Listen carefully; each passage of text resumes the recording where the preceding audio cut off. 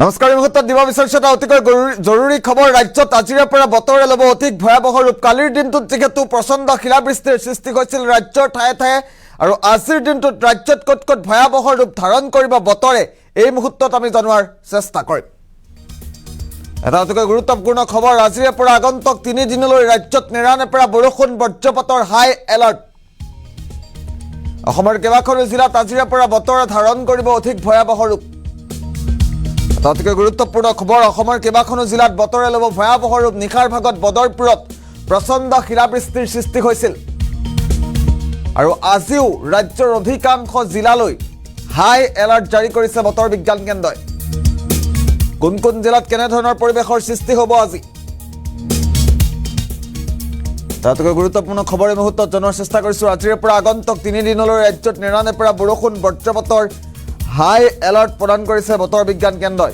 অসমৰ কেইবাখনো জিলাত বতৰে ল'ব অধিক ভয়াৱহ ৰূপ।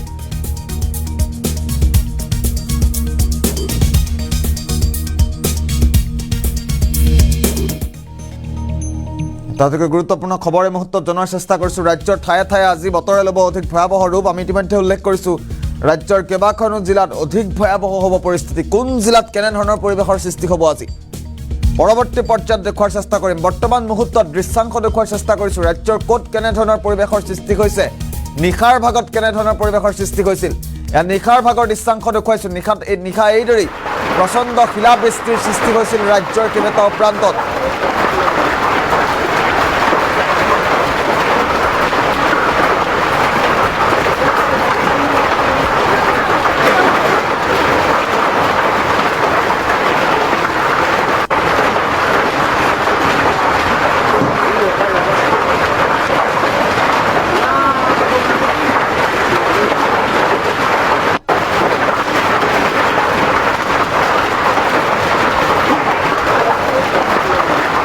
আজিৰে পৰা 3 দিনলৈ যিহেতু ৰাজ্যত বতৰে অধিক ভয়াৱহ ৰূপ ধাৰণ কৰাৰ আশংকা ব্যক্ত কৰিছে আঞ্চলিক বতৰ বিজ্ঞান কেন্দ্ৰই, আৰু বতৰ বিজ্ঞান কেন্দ্ৰৰ এলাৰ্টৰ পাছতে ৰাজ্যৰ ঠায়ে ঠায়ে বতৰে অধিক ভয়াৱহ ৰূপ ধাৰণ কৰা পৰিলক্ষিত হৈছে। ৰাতিৰ ভাগত, কালি নিশাৰ ভাগত এইদৰেই বদৰপুৰত প্ৰচণ্ড শিলাবৃষ্টিৰ সৃষ্টি হোৱা পৰিলক্ষিত হৈছে, আৰু বদৰপুৰৰ নিশাৰ দৃশ্যাংশ মুহূৰ্তত দেখুৱাইছোঁ কি ধৰণৰ পৰিৱেশৰ সৃষ্টি হৈছিল নিশাৰ ভাগত। দৃশ্যাংশটো লক্ষ্য কৰক।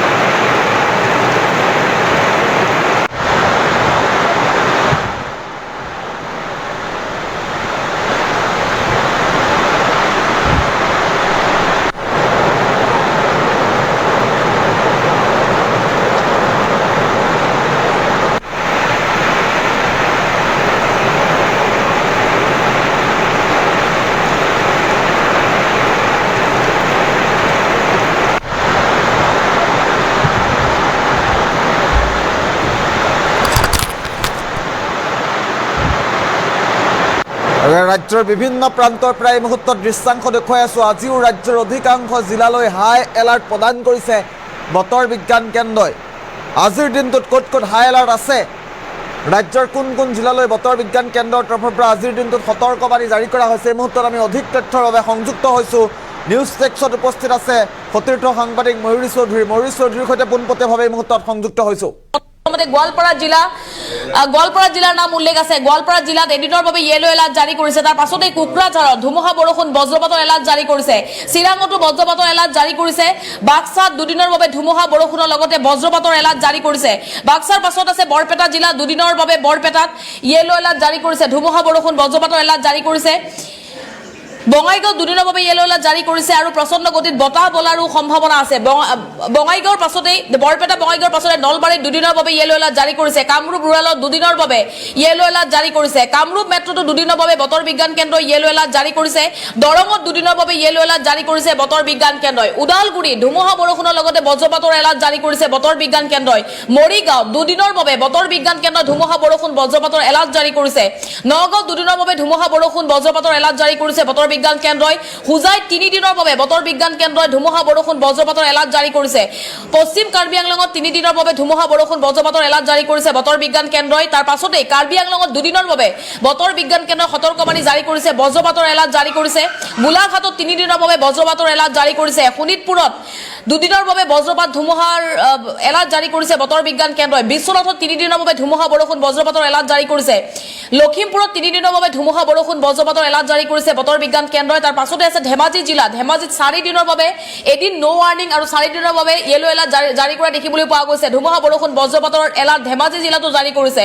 যোৰহাটত 5 দিনৰ বাবে বতৰ বিজ্ঞান কেন্দ্ৰই ইয়েলো এলাৰ্ট জাৰি কৰা দেখিবলৈ পোৱা গৈছে।